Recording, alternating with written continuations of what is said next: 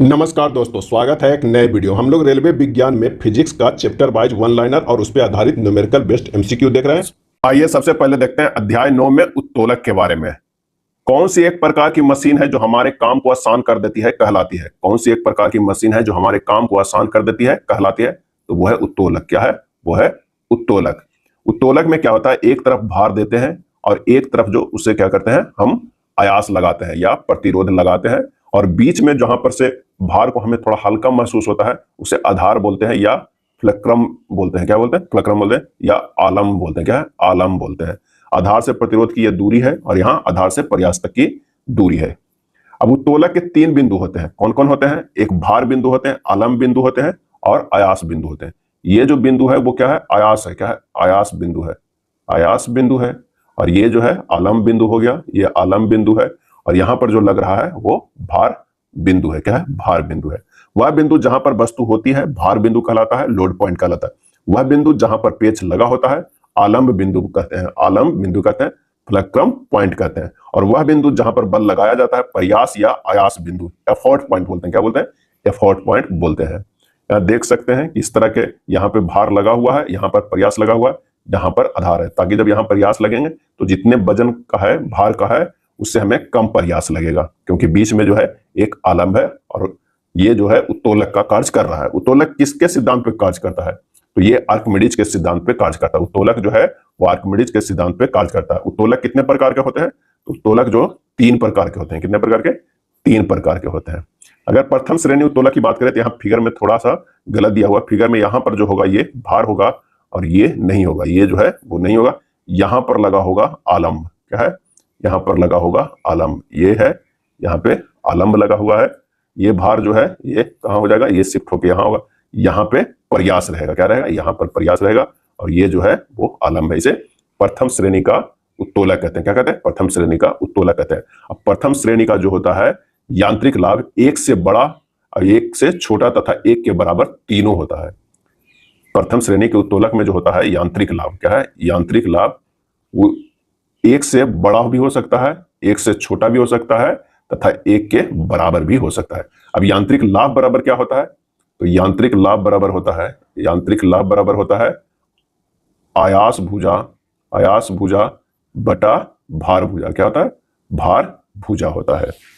देख सकते हैं एग्जाम्पल में कैंची को लगा सकते हैं कि यहां पर जो है बल लगाता है, इन दोनों में यहां पर आधार है और यहां पर जो है उत्पादित बल हुआ।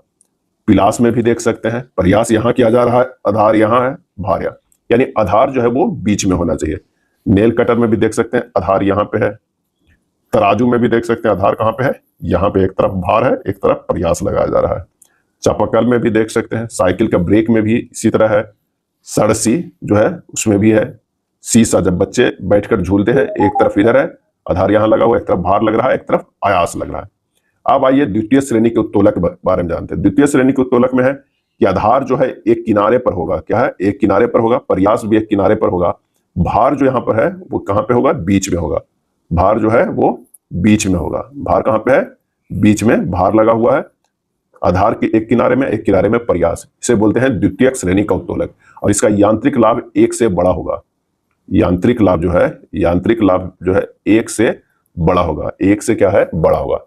क्यों होगा? क्योंकि यहाँ आयास जो है वो ज्यादा ही लगेगा, किससे? भार भुजा से। यहां देख सकते हैं एग्जाम्पल में सरौता। सरौता जो है वो क्या है?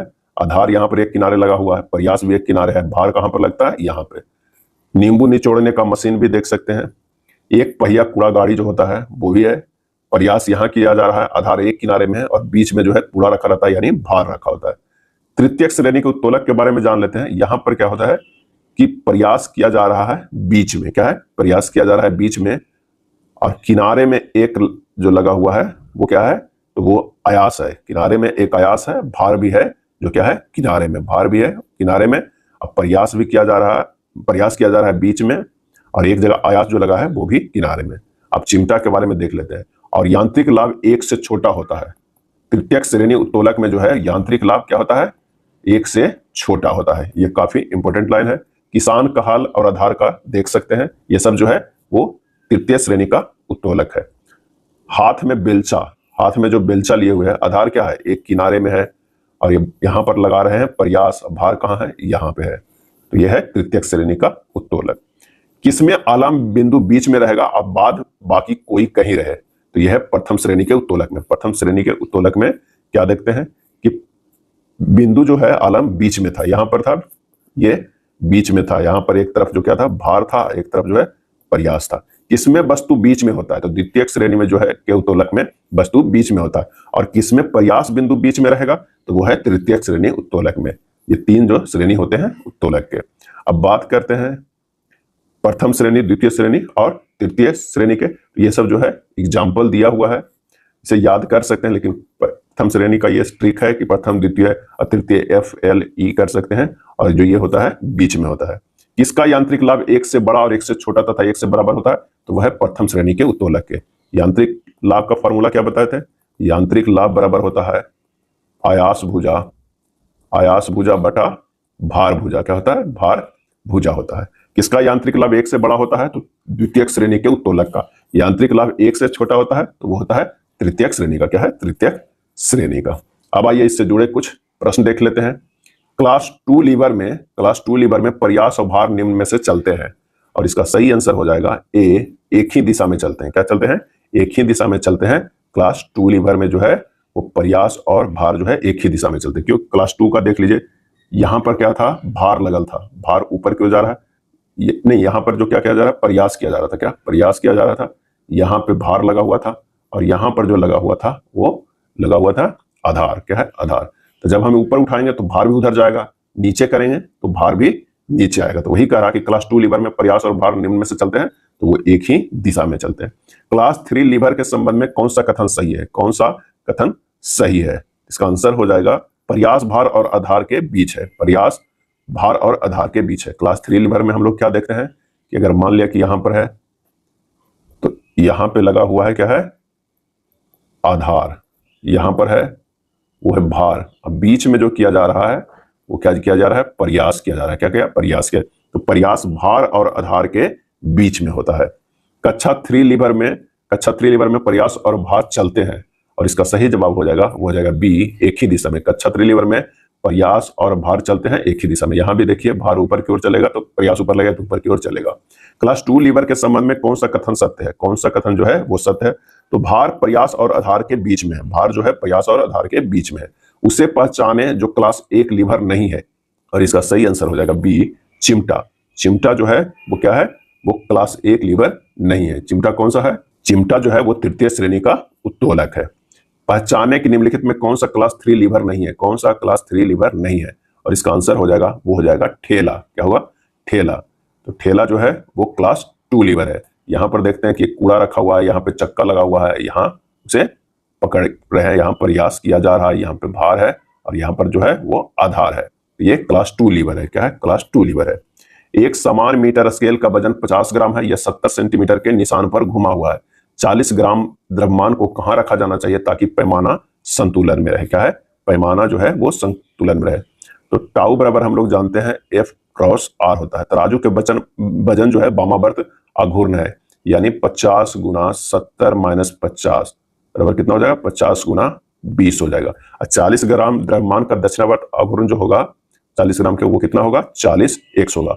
आघूर्ण के सिद्धांत के अनुसार वामावर्त आघूर्ण बराबर दक्षिणावर्त जो है आघूर्ण होता है, यानी 50 गुना 20 बराबर हो जाएगा 40x। x बराबर आ जाएगा कितना, 25 सेंटीमीटर। क्या आ जाएगा, 25 सेंटीमीटर।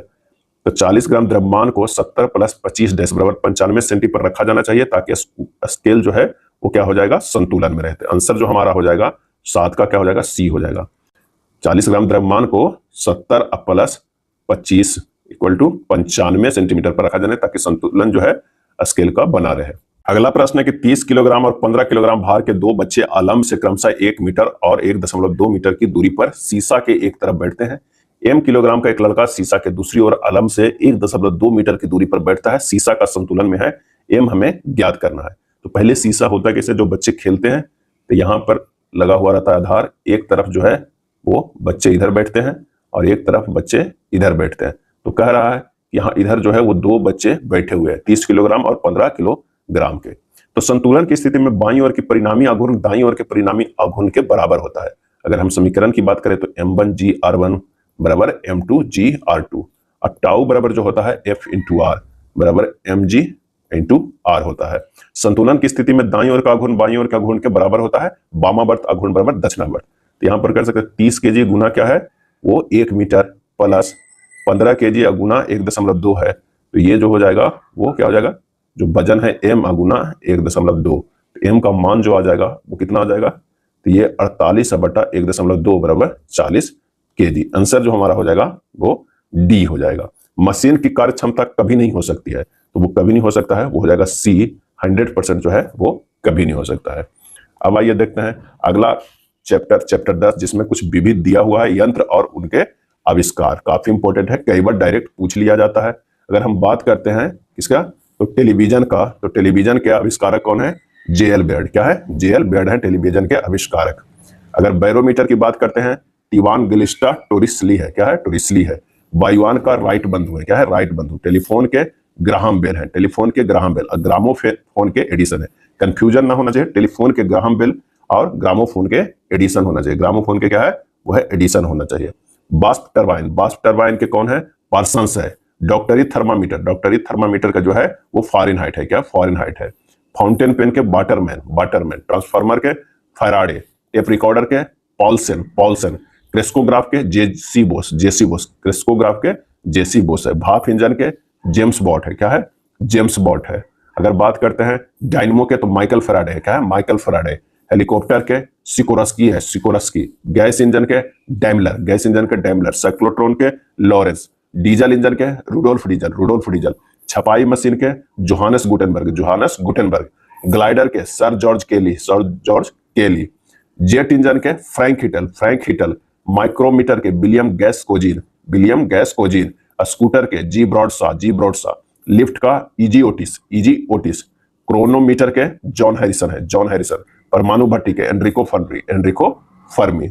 हॉट लंग मशीन के जॉन हेसम गिवन, हॉट लंग मशीन के जॉन हेसम गिवन। थर्मस फ्लास्क के James Dewar, James Dewar. Rail engine के जॉर्ज स्टीफेंसन, जॉर्ज स्टीफेंसन। यंत्र और उनके आविष्कार और देख लेते हैं। रिवॉल्वर, रिवॉल्वर के सैमुअल कोल्ट, काफी बार पूछा गया है। रिवॉल्वर के सैमुअल कोल्ट। डायलिसिस मशीन के जो है वो कोल्फ है। क्या है, कोल्फ है। कैलकुलेटर के Blaise Pascal, Blaise Pascal. Holography के डेनिस गैबोर, डेनिस गैबोर। बेतार टेलीग्राफी के मार्कोनी, बेतार टेलीग्राफी के मार्कोनी। विद्युत बल के Thomas Alva Edison, Thomas Alva Edison. Transistor के ब्रेटनन, बार्डिन और साकले, ब्रेटनन, बार्डिन और साकले। बॉल पेन के जोस बीरो, जोस बीरो। मशीन गन के Richard Jordan Gatling, Richard Jordan Gatling. Radar के आर.डब्ल्यू. बाट, आर.डब्ल्यू. बाट। पनडुब्बी के बुशबेल, बुशबेल। साइकिल के मैकमिलन, मैकमिलन। पैरासूट के आंद्रे गार्नेरिर, आंद्रे गार्नेरिर। मुद्रण कला के गुटेनबर्ग। क्या है, गुटेनबर्ग। बिजली का पंखा व्हीलर। क्या है, व्हीलर। माइक्रोस्कोप के Zacharias Janssen, Zacharias Janssen. Petrol चालित कार के कार्ल बेंच। क्या है, कार्ल बेंच। एयर कंडीशनर के Willis Haviland Carrier, Willis Haviland Carrier. Seismometer के Robert Mallet. Geiger Muller counter के गाइगर। थर्मियोनिक डायोड के जे.ए. फ्लेमिंग। क्या है, जे.ए. फ्लेमिंग। ईमेल के कौन है, तो रे टॉमलिंसन, रे Tomlinson. Steam boat, steam boat के फ्रैंक हिटल। क्या है, फ्रैंक हिटल। तड़ित चालक के फ्रैंकलिन। क्या है, फ्रैंकलिन। लेंस कैमरा के है चार्ल्स सेबेलियर, चार्ल्स सेबेलियर।